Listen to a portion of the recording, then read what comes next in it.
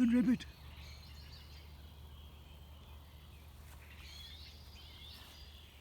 What you doing, rabbit? Hey. G'day. Today I'm just out and about for a walk, and I thought while I'm out and about for a walk, on my usual trig walk, I might as well do a recap of how the virtual marathon went. Been training since May this year. It's over 16 weeks.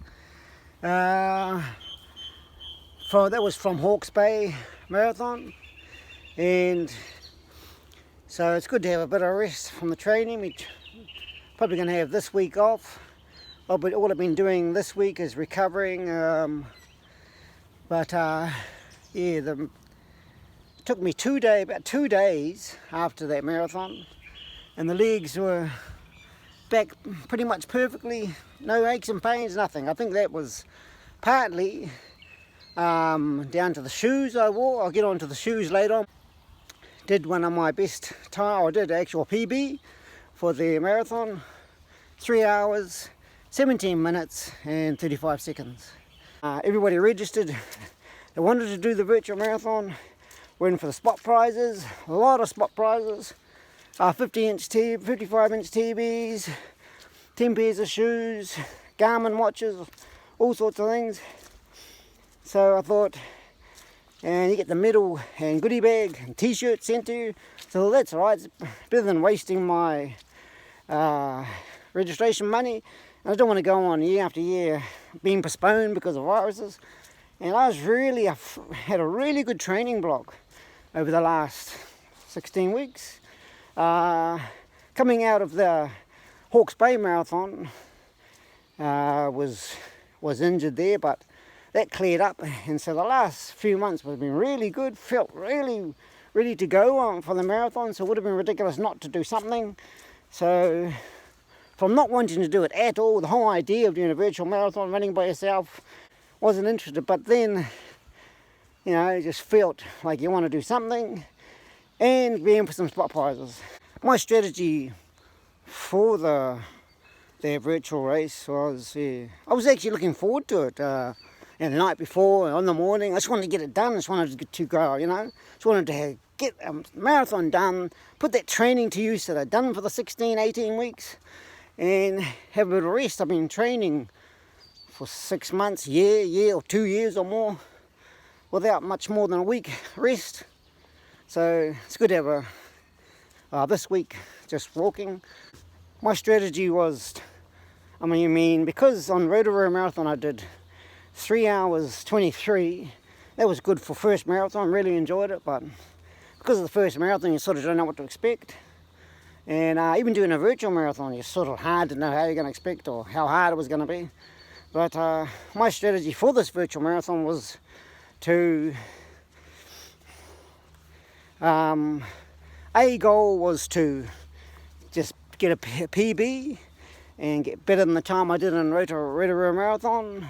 And the B goal was, if the going was going really tough, just to do a sub 3:30 hour marathon. And the C goal was to do a sub 4 hour marathon. And D goal would have been just, even if I had to crawl to the finish line, get that medal sent to me, and the t-shirt and goodie bag, because you paid for it, and you work for it. But the way the Tauranga Marathon people ran it was excellent, because everybody was registered for the real in-person marathon, but it got cancelled and was changed to a virtual marathon, which means everybody that registered for the marathon could go in the virtual marathon. And that is, whether you're doing the half marathon, full marathon, 10k, 5k, you choose which one you do, and anywhere you are in the country, you just run that distance. Mine was the marathon. You record it on your GPS watch and upload it to Strava, and then the running Tauranga Marathon uploads it to their site with everybody's results. And so watch to the end of this video. There's a bit of a surprise that surprised me. surprised me. My sort of goal was to get closer to 3 hours. So I thought a 3-hour marathon is 4:14 per kilometre. So I thought, if I start off and if I keep to, I know I couldn't hold up. I know that at this stage, the fitness I'm at, I can't hold that pace right the whole 42 k's. So I thought, as much as I can, I'd stick at that 4:14 pace, and started out a bit quick, about just over 4 minute pace on the first k. But because you haven't got not running with people too, it was good to concentrate a bit more on the watch and watch the pacing, just to keep your mind on what you're doing. But it was an awesome place to run, and so I just keep running at a good pace. Try not to overdo it in the beginning, you know. But after I do 2 or 3 k's, about 4.5 minute pace, that I'd try to bring it back as much as I could to as many k's as I could to 14 minute pace. Thought if I do hold back a little bit at about that 27k mark, and it worked, you know, whether it was a good strategy or not. Kind of just held back a bit anyway, and I looked at my watch and I thought, far out, it was about 6-7 k's to go, and it was 2 hours 50, and I thought, that's a pretty good time. I mean, if I can just, because I started dreaming away. When you're by yourself on a marathon, it's easy just to, you know, not really focus on what sort of pace you're doing, just sort of, oh, you're going to get a bit tired. But I sort of thought it motivated me along. One thing that motivated me is, I just want to get this over with and have a rest. So that sort of motivated me in the last 6 k's, but I also thought 2 hours 50 is not bad. If I can get under like 30 minutes in the next 5-6 k's, I should be somewhere around, or could be better than my Road to Rome marathon time. So from nowhere, I just sped up a bit, which is, you know, it wasn't that hard. It's just getting that bit. When you're in a marathon, you have something to motivate you along. And I thought, yeah, that's the motive thing. Got that going, and yeah, finished on a good time. Definitely happy with that. Can't complain how the year's gone for races, even though we're in a, you know, stressful year. With 2 marathons this year, I think at this age, as you get older, in the 50s, I think 2 marathons is a good amount. Even in your 30s, you probably do twice that. But I think for me, 2 marathons to concentrate on is a good amount. Otherwise, it could be just setting up for yourself for injuries. And I did a half marathon in beginning of the year, Waitara Forest Run. Did all right there. Still had a bit of injury there, but I did the best as I could. Hour 32, I think I got for that forest run. And I did a 10k in February with a real live with people run, and a couple of park runs. Another thing I wanted to get onto was the shoes. I think the shoes I wore with a New Balance Rebel Fuel Cell Rebel V2, and the reviews I've seen on them, yep, they're good shoes. That's why I got them, because good for 5k and intervals. And the reviews I saw on them were, switch up a bit muddy here, far out. Been a muddy year this year, rainy, muddy. Summer's coming, nice weather's been here, coming. And the New Balance, just awesome shoes, far out. What I've wore in the last couple of marathons, and about 15 half marathons I've done, those were the same. I didn't want to change. I thought they were doing good. It was the same. The shoes I wore was New Balance 880, and they were good, awesome. But what a difference it can make when you find out there's better shoes. Yeah. The reviews that I saw on New Balance Rebel V2 is not too good for marathons, because they're a bit too light and not enough support. But I thought, absolutely best shoes you can wear for marathons. Well, wow.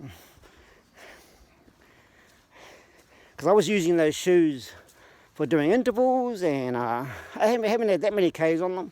About 30 Ks I think I did on them. Sort of just ran them in, did a couple of 5K runs around the block, and did 2 sets of intervals over the weeks. I was surprised to find out where I did come, and I'll put that in the last bit of my video. So thanks, YouTubers. Let us know how your running's going, what marathons you've got coming up. So that's awesome. Keep on running, YouTubers. Okay, this is exactly 4 weeks later after the marathon, and about 3 weeks later after I've just done that walk and talk up at Bush. So there was going to be a surprise, and the surprise is, we'll see what's in here, YouTubers. But I heard that the surprise was going to be, it takes a bit of the fun out of it, that it's 4 weeks later because of COVID. The couriers are a bit slow. But let's have a look. We have medal, Tauranga medal. Woo, Tauranga marathon, all done in the bag. There we go. Proof of Tauranga marathon. That's that, choice. What else have we got in the goodie bag? We have a little satchel, the Tauranga marathon satchel, and our goodie bag stuff. And this is, YouTubers, surprise is, there's the Tauranga marathon shirt. So we'll just, here we go, marathon done and dusted, and a bit more of a surprise coming in the next couple of weeks, hopefully, from the couriers. Little glass trophy, woo! And on to the dudes. Crazy these guys are running this long by themselves. Robert Buchanan in third place, 3:35.17. Second place with a 3:17.35. We've got Reese Pickering. And then taking it out for the gentlemen and overall in the marathon today and this weekend was Tom Wilford with a 3:15.30. That is ridiculous. All you guys, big congratulations. All right, Nicole Kiwi says, yeah, did a new marathon, PB Kofuzi, 3 hours 17 in a virtual marathon. Awesome, good work, Kiwi. Nice, and doing it virtual. I don't know. I mean, as much as like I'm not a huge fan of virtual stuff, I love it when other people do it, and when other people do virtual marathons, I'm like, that's just such a grind to do by yourself. Without like, not only like, I mean, just by yourself is one thing, and I end up running by myself a lot. Sorry, that's the dog. I don't know if you can hear that. I end up running a lot of the marathon by myself too, and that's one thing. But like to do it like when people aren't cheering for you, and like you might have to worry about stoplights and stuff, and you're bringing in all your own nutrition and hydration. That's real impressive. Great job.